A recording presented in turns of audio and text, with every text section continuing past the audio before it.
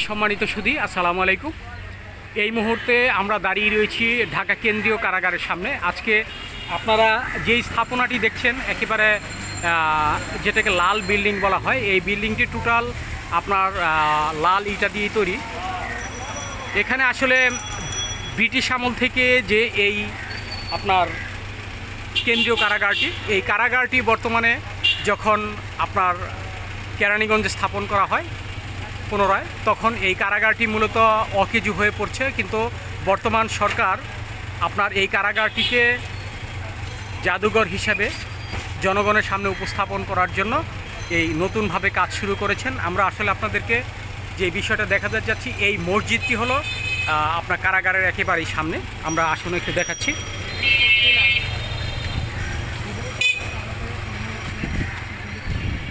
এখন এই মসজিদটি নতুন করে স্থাপন করা হচ্ছে, যাতে স্মৃতি ধরে রাখার জন্য এই মসজিদের কাজ চলছে। হয়তো আর বেশ কিছুদিন পরেই হয়তো এটা সমাপ্ত হবে।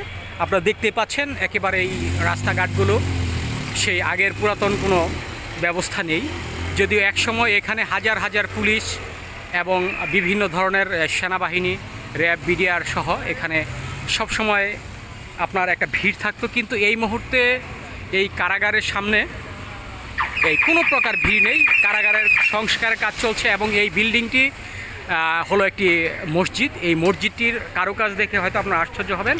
এটা একেবারে সেই ব্রিটিশ আমলে যেসব স্থাপনাগুলো হতো একেবারে লাল পাথর দিয়ে, ঠিক এরকমভাবে নতুন করে আবার এই স্থাপনাগুলো শুরু হয়েছে। আমরা আশা করব পরবর্তী ভিডিওতে আমরা আপনাদেরকে এই মসজিদটির কাজ যখন সম্পূর্ণ কমপ্লিট হবে তখন আমরা পরবর্তী ভিডিও আপনাদেরকে আমরা দেখাবো। ধন্যবাদ সবাইকে, ভালো থাকবেন, নিরাপদ থাকবেন।